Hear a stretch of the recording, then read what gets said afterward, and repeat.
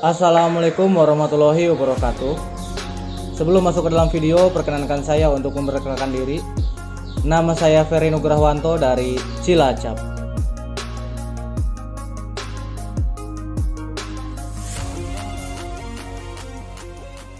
Dalam video ini saya akan menceritakan tahap-tahap pembuatan seni ukir kayu dari proses yang pertama sampai akhir.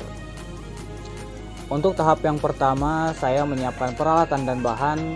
Untuk alat, saya menyiapkan satu set pahat ukir, 2 ganden atau pemukul,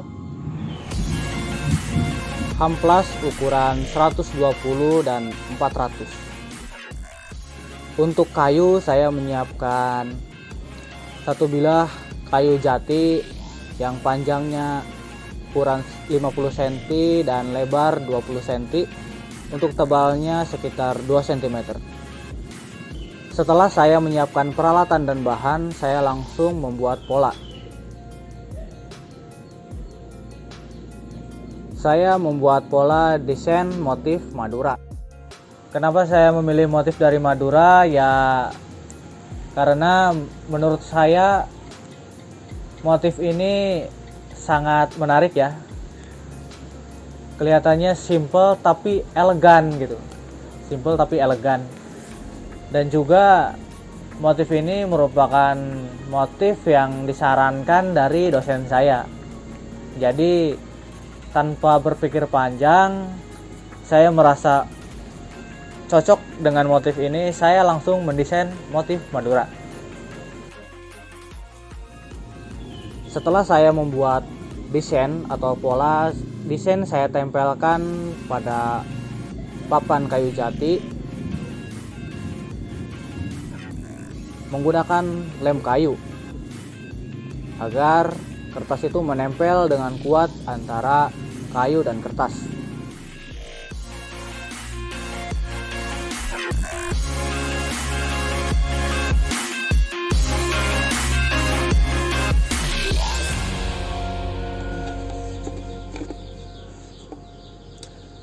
Setelah pola saya tempel pada papan kayu jati, saya langsung menggetaki menggunakan pahat coret dan saya beri tanda menggunakan spidol agar pola yang saya gambar di kertas tidak berubah saat saya ukir di papan kayu jati. Setelah saya menggetaki menggunakan pahat coret dan saya beri tanda menggunakan spidol, saya langsung kepada proses selanjutnya untuk memberi dasaran. Tujuan pemberi dasaran ini adalah agar ukiran ini terlihat lebih dalam. Setelah saya selesai membuat dasaran, saya langsung kepada proses selanjutnya. Saya langsung membuat bagian ukel, bunga, dan daun.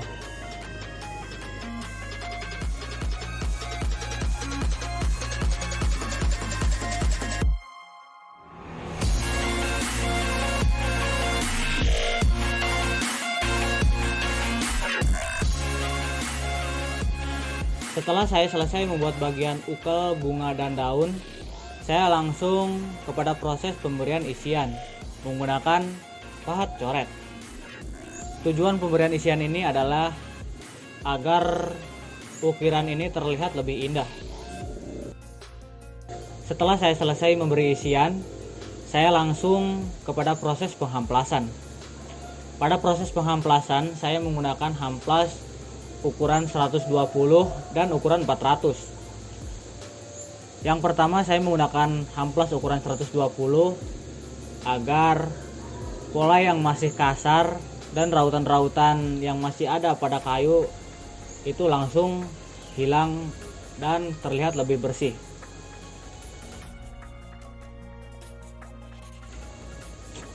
Setelah saya selesai menggunakan hamplas ukuran 120, saya langsung menghamplas lagi menggunakan hamplas ukuran 400 agar ukiran itu terlihat semakin halus.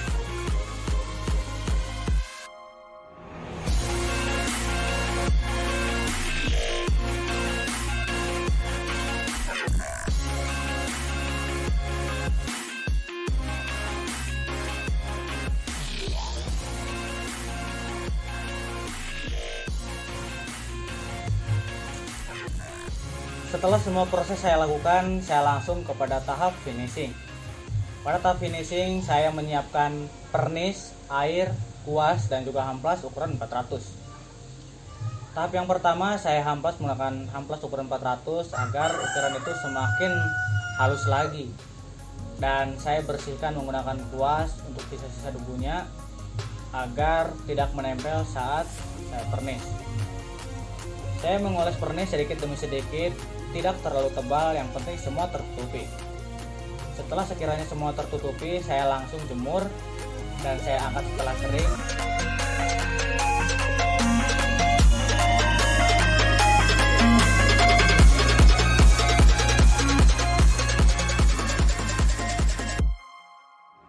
Saya lakukan tahap pernis yang kedua dan saya jemur kembali, saya angkat dan saya lakukan proses yang terakhir. Saya pernis lagi, saya jemur, dan setelah pernis itu kering dan akhirnya ukiran itu pun sudah jadi. Mungkin untuk lebih detailnya, ini untuk hasil jadinya.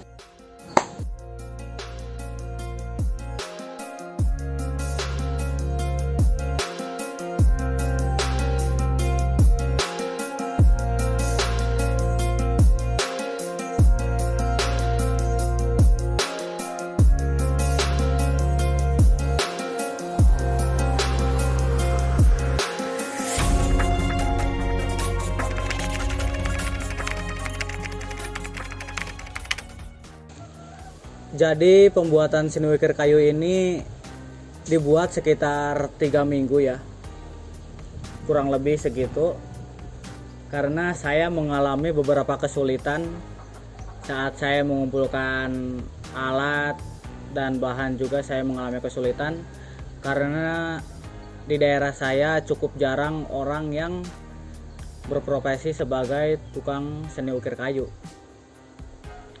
Jadi saya kesulitan untuk mencari alat dan saya memutuskan untuk membeli lewat online. Dan saat saya mencari bahan kayu jati juga yang ukurannya 50 cm x 20 itu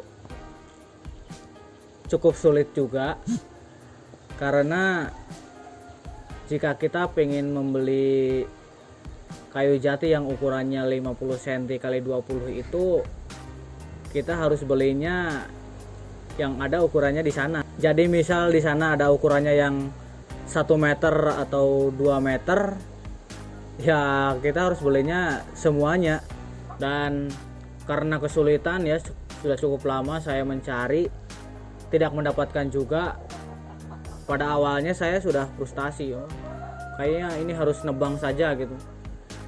Tadinya ya saya mau nyuruh tukang senso, tapi saya bertanya kepada teman saya yang ada di Jogja, katanya mending beli lewat online saja, belinya sama orang yang ada di Jogja gitu. Dan ternyata iya, saya beli lewat online dan alhamdulillah orang yang menjual itu cukup ramah. Jadinya cuma menunggu beberapa hari, akhirnya papan kayu jati itu datang dan saya langsung memulai proses pembuatan seni ukir kayu. Tidak hanya saat mengumpulkan bahan dan alat, saya juga mengalami beberapa kesulitan saat mengukir ya, karena saya kurang teliti membaca serat kayu yang ukirannya itu pun hampir jadi. Karena kesalahan saya, jadi ukuran itu langsung rusak gitu. Dan akhirnya saya bertanya kepada dosen saya, "Pak, ini ukiran saya sompel gitu." Dan kata dosen saya, Pak Yamin, "Oh, itu bisa diperbaiki, tinggal dilem saja sama nanti dihamplas lagi, nanti diketaki lagi, ngikutin alur lagi." Dan alhamdulillah akhirnya ukiran itu pun bisa diperbaiki.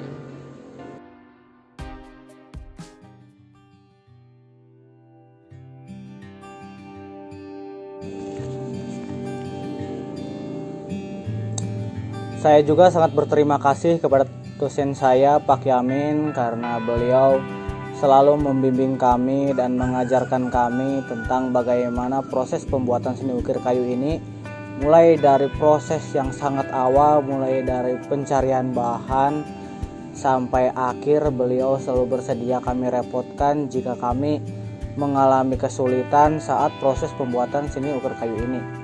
Walaupun beliau mengajarkan kami secara daring, tapi kami sangat antusias dalam pembelajaran seni ukir kayu ini.